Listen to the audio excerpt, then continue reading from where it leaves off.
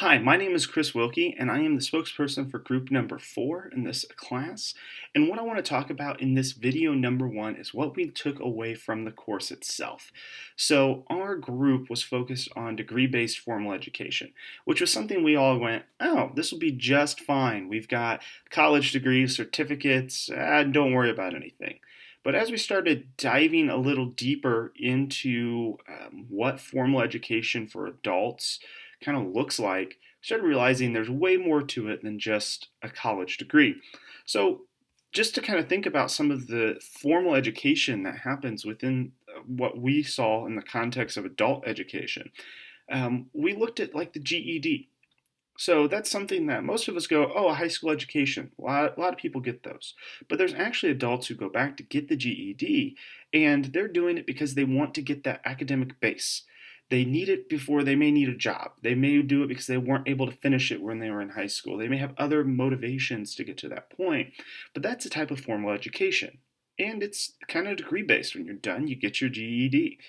So then we move into kind of our next bit, which is colleges. So this is one we're really familiar with. You got your universities and you have your communities. So your community schools, I should say. So your community colleges tend to be more technical focused. They're more built for the working individual. And what they want to do is they want to get you the skills you need to advance in your career or to better you in whatever you're doing. So you see certificates, degrees here. So you got associates, bachelors, possibly masters at some of these colleges, but they're more focused on the technical skills. So then you go to a university, or it could be public, it could be private. And within that university structure, you see way more academic focused. So you get this blend. You get like the core classes that are taught to the students. And then on top of that, you're going to get kind of those technical skill courses as well. But the universities are kind of designed to challenge people to get them to think. So it's a little different than the community-based college because that one you're trying to go in, you're trying to get from point A to point B. Not everyone, but the majority of people are. And once you get to point B, you're done. You have a very needs and goal-oriented focus. Universities tend to have more of the, we want you to be a well-rounded person. But then past that, once you graduate, say you get your bachelor's or master's degree, maybe doctoral degree, there are still some trainings that happen past that, or for people that are in a professional career. So you can do like your business and career-based training. So this could be a certification. So like in my field, it could have been a Google Analytics certification or a HubSpot marketing inbound certification.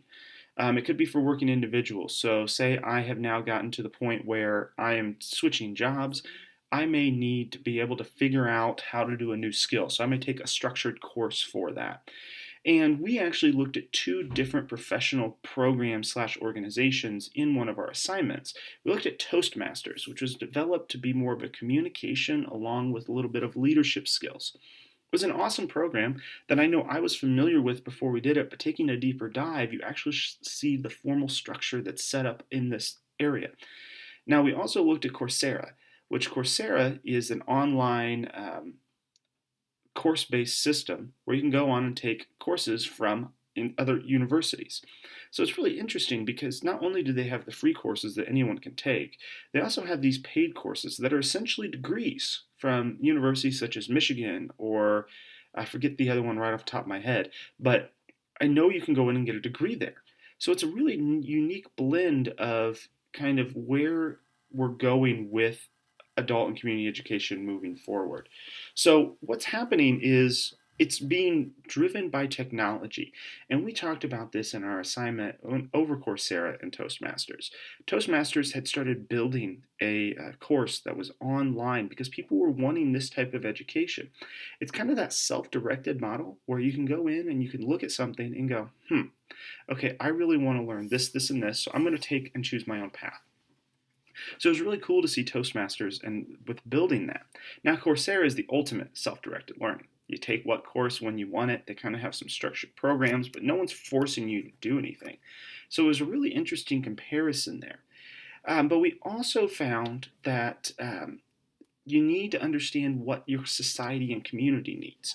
So we've mentioned more of that formal process through those first three that I've been talking about, but there's a fourth kind of formal education that I think as we started going through this course, we started realizing that it was truly a really important area. And it's that community education. So it's where the community is driving a need for education, and they provide it in a sort of, maybe it's health education, maybe it's sexual education, maybe it is financial and poverty education, maybe it's something in that field.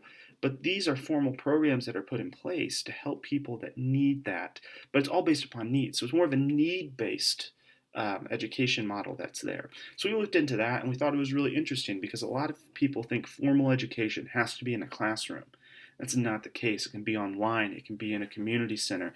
It could be in a classroom. It can be when you're with friends in a conference room. There are different areas and situations where that could be the case. So as we were looking into these different fields of marketing, we started getting into a few of the educators, and that was with another assignment. So we had Knowles and Prosser are the two that we looked into. So Malcolm Knowles, he's kind of called the father of androgyny. So that was in 1968.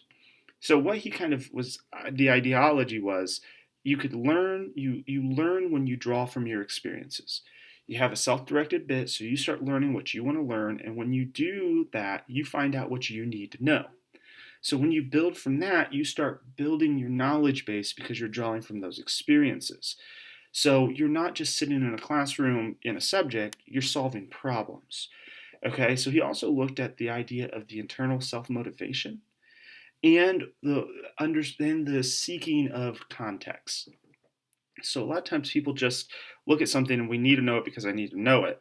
But Knowles kind of was looking at, how do we place this knowledge that we're learning into a situation where I understand and can actually use this?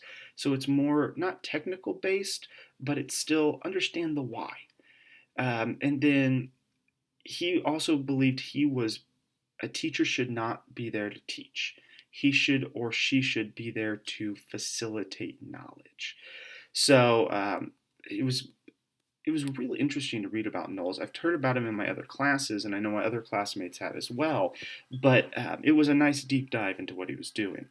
Now, Prosser, on the other hand, was kind of a real fascinating bit because he was talking about vocational education. So he would be deemed the father of the U.S. vocational education system. So his ideas were that after the sixth grade, so after you get that core base of courses, we need to stop thinking everyone needs to have the same course load. We should start being able to give them the ability to look at what they want to do and what they're interested in doing. Okay, so instead of just making a student fit the education, it was we should make the education fit the student. So his big important work was the Smith-Hughes Act that he put together. But the other idea is the vocational schools. So someone that was in the vocational program when I was in school, I did it because it was a new skill I wanted to learn. I did a broadcasting course at a radio station in Knightstown, Indiana. And what I learned was absolutely phenomenal, but it wasn't in a textbook. We didn't buy a textbook. I got it from actual technical skills of the job I'm doing. Now, some of those things that I learned, and Prosser would agree with this, I was able to translate over into other areas that I do now. So like I'm doing this video. I felt comfortable doing this video and talking because of the skills I learned within that vocational program. So Prosser and Knowles were really interesting to learn about, and it's always fascinating when you dive into a big name into the area you're studying, because you start learning more and more through the literature and what they're learning as it kind of builds. So I wanted to touch just a little bit more on Coursera and Toastmasters, just because I thought they were, after building upon Knowles and Prosser, looking at this area, we all kind of agreed that we were able to start seeing some new implications. Okay, so instead of just going, okay, we have this organization, we're able to break it down and go, Toastmasters improves communication and leadership skills. Here's how they do it. Is this the best way of doing it? Why would people want to be a part of this program? Why do they choose to do this? Why would someone take a course on Coursera? What does that actual implication mean towards the future of like formal higher education? Is there a difference? Is it the self-directed route that we're going to be going, or will we be still doing program certifications and degrees? We explored all of this in the paper, and you can see that through our e-archive along with our blog that we did for this course of kind of what the implications we saw from these two organizations and what we took as a whole from the course. So again, this was a fascinating course, and I'm kind of sad it's over, but at the same time, I'm looking forward to taking what I've learned here and applying it to other classes, and I know my group members would feel the same. So I want to thank Dr. Chang for this course and Travis for doing all what you guys do on that end of things. The e-archive, I want to make sure you guys take a look at that as well, so please go on down below. This is just video number 1. We're getting ready to do video number 2. And if you have any questions, please leave a comment below. We'll try our best to respond to them as soon as possible. So thanks from group number 4.